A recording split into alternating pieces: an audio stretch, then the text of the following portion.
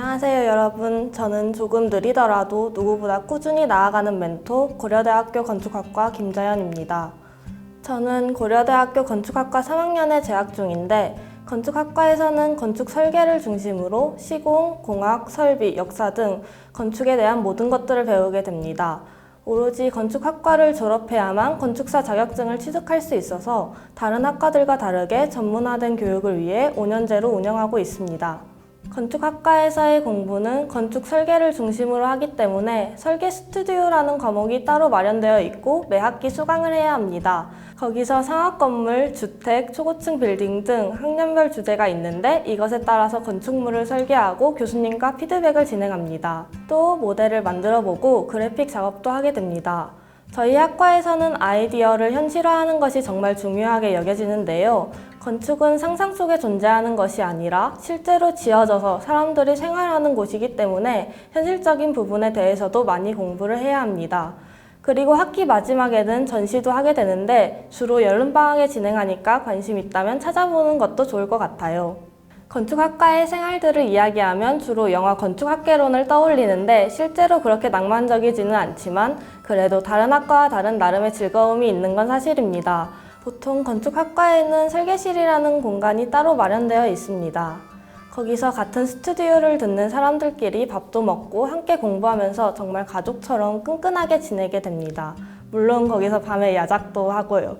그 외에 수업 시간에도 여러 건축물 답사를 가거나 동아리에서 시공을 직접 해본다든가 다양한 활동을 할 수 있어서 재미있게 학교 생활을 할 수 있는 정말 매력적인 학과랍니다.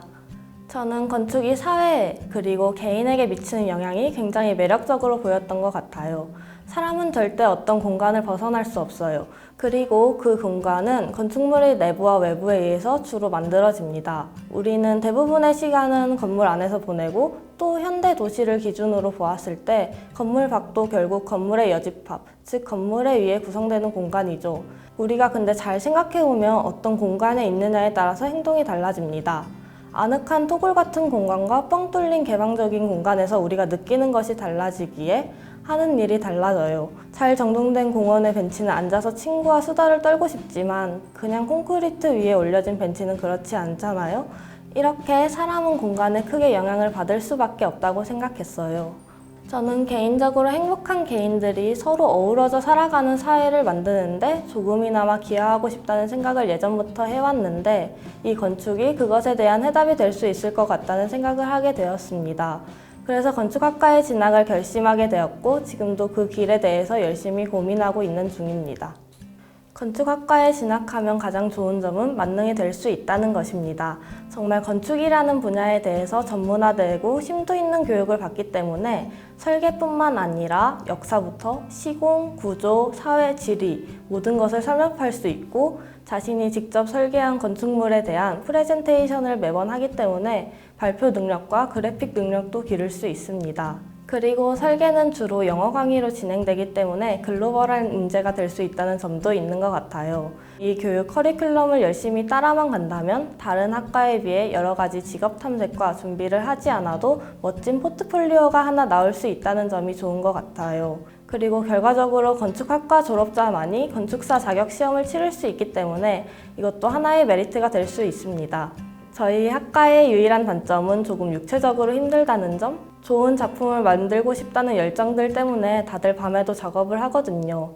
장인의 혼을 가진 친구라면 정말 건축학과가 잘 맞을 것 같다는 생각이 듭니다. 학업적인 것을 좋아하는 것은 사실 큰 의미가 없을 것 같다는 생각이 듭니다. 결국 공부는 자기가 잘하는 과목을 자신만의 방법으로 꾸준히 해나가면 되는 것이라고 생각해서 건축에 대해서 조금 더 이야기해 볼게요. 건축은 겉으로 보면 굉장히 쉬워 보이지만 사실 파고들면 파고들수록 어려운 분야예요. 그래서 조금이라도 건축에 대해 찾아본 친구들은 왜 하나도 모르겠지? 라는 생각을 했을 수도 있어요. 근데 정말 교수님들조차도 각자 건축에 대한 정의, 범위 이런 게 다 다른 정도랍니다. 아직 저도 잘 모르고요. 그래서 저는 건축에 대해서 왜 이렇게 어렵지? 라고 생각하는 게 정상이니까 힘들어하지 말고 자신만의 건축의 정의를 찾아 나갔으면 좋겠습니다. 그리고 건축학과 교수님께 누군가 건축을 잘하려면 어떻게 해야 하나요? 라는 질문을 한 적이 있었는데 교수님께서는 건축책을 제외한 모든 책을 읽어라 라고 말씀하셨대요.